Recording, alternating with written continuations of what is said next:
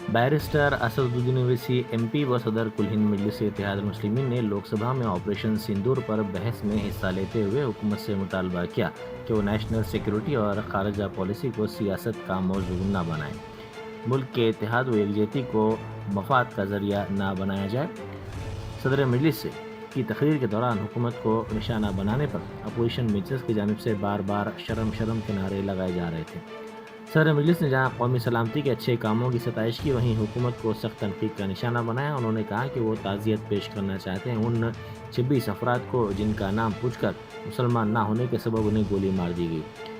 पूंछ के मदरसा ज़ियाउल उलूम के मौलाना इकबाल, 5 साल लड़की मरियम, 14 साल की उम्र के जुड़वा भाई बहन और दीगर को भी ताज़ियत पेश करते हैं। बैरिस्टर ओवैसी ने कश्मीर के अवाम का शुक्रिया अदा किया जिन्होंने पहलगाम के वाक़े के बाद मज़ीदों के ज़रिए इसकी मजम्मत की और किसी के बोले बगैर सड़क पर निकल कर पाकिस्तान से आने वाले दहशतगर्दों की मजम्मत की।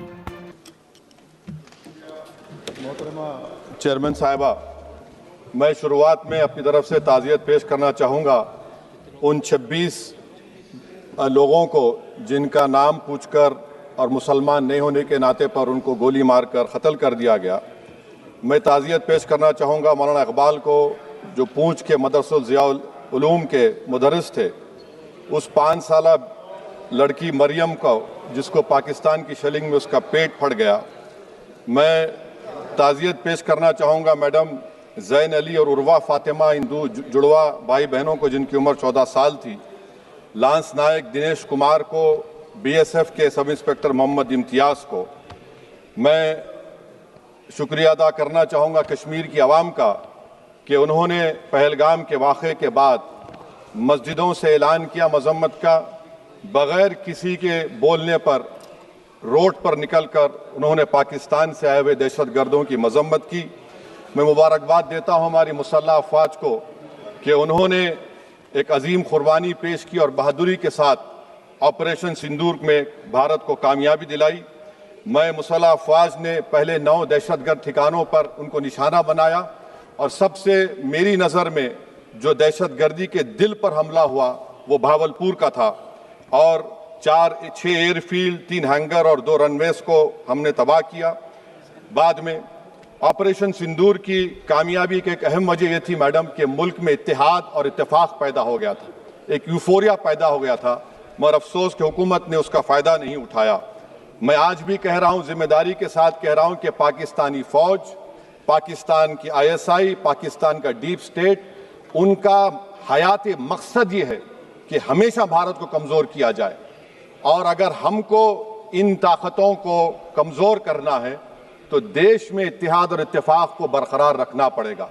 अगर हम बुलडोज़र के ज़रिए या फिर लिसानी जबर के ज़रिए या मजहबी फ़िरक़ा परस्ती के ज़रिए अक़लियतों को निशाना बनाएंगे तो हम खुदा ना खास्ता उन पड़ोसी मुल्क के दहशतगर्द तंजीमों को कहीं कामयाब ना हो जाए। मैडम, मैं आपके सामने ये भी कहना चाहूँगा कि इत्तेहाद और इत्तेफाक इस मुल्क में जब मजबूत होगा तो हमको बैनुल अक़वामी सतह पर दिखाने की ज़रूरत नहीं पड़ेगी। मैं आपकी तरफ से हुकूमत से चंद सवालात करना चाहूँगा कि वज़ीर आज़म ने कहा कि खून और पानी एक साथ नहीं बह सकते, आतंकवाद और बातचीत एक साथ नहीं हो सकती।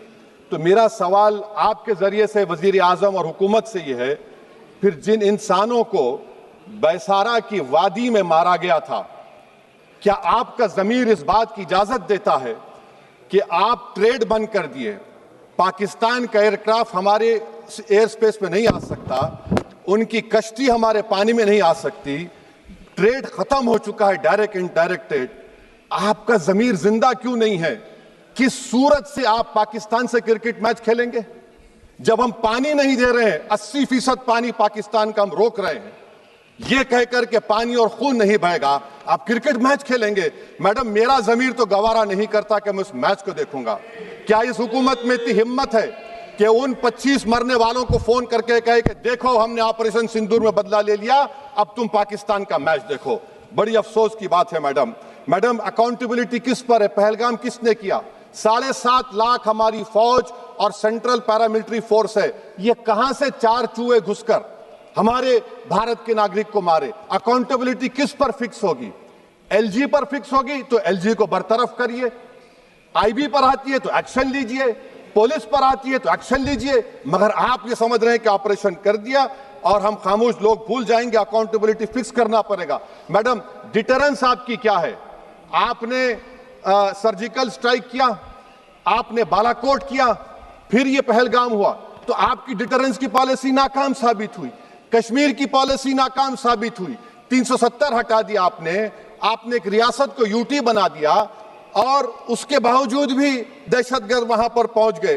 तो और अफसोस मुझे इस बात का होता है मैडम कि पाकिस्तान को हम जानते हैं, पाकिस्तान और इजराइल इस पूरी दुनिया में एक फेल्ड स्टेट है, और पाकिस्तान के आर्मी चीफ को, जिससे हमारे स्ट्रेटेजिक रिलेशनशिप, इसको अपना दोस्त कहते हैं, उस देश का प्रेसिडेंट उस शख्स को बुलाकर खाना खिलाता है अपने साथ जिसके भाषण से हमारे लोग मारे गए थे। तो क्या आपकी खारजा पॉलिसी कामयाब हुई? आप देख लीजिए। अच्छा, हमारे देश में एक ऐसी तंजीम है जिसका वजूद नफरत की बुनियाद पर और मजहबी अज़वियत को फैलाने के लिए बनाया गया। उनको तकलीफ है सेकुलरिज्म से, सोशलिज्म से, मगर हमारे संविधान के प्रियम्बल में लफ्ज सॉवरेन है।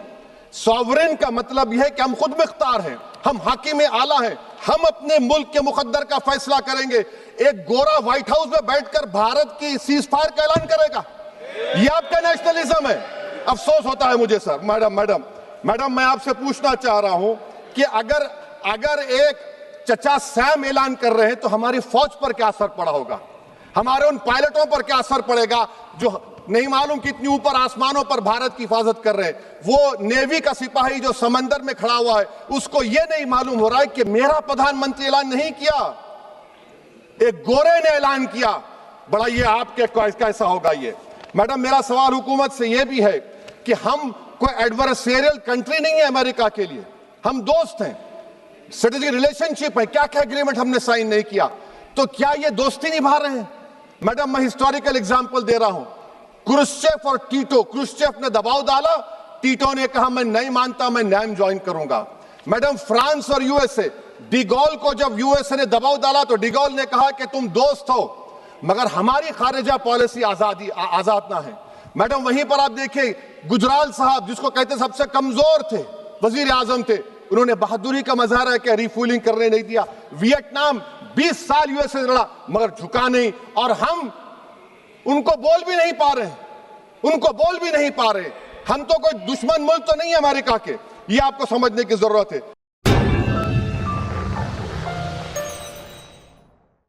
जर्मनटन super speciality hospital, national award winner doctor Mir Jawad Zar Khan, German trained senior orthopaedic surgeon and director, माहिर डॉक्टर्स डॉक्टर वासिफ आजम और doctor Bharvi Chanduri, senior cardiologist और दीगर डॉक्टर्स नुमाया खिदमत अंजाम दे रहे हैं। Robotic surgery, advance cath lab, MRI, operation theatre, ICU, 2D ultrasound जैसी सहूलियात से आरास्ता कॉर्पोरेट लेवल हॉस्पिटल। वाजबी फीस में हर मर्ज से शिफायाबी के लिए Germanton super speciality hospital, Attapur,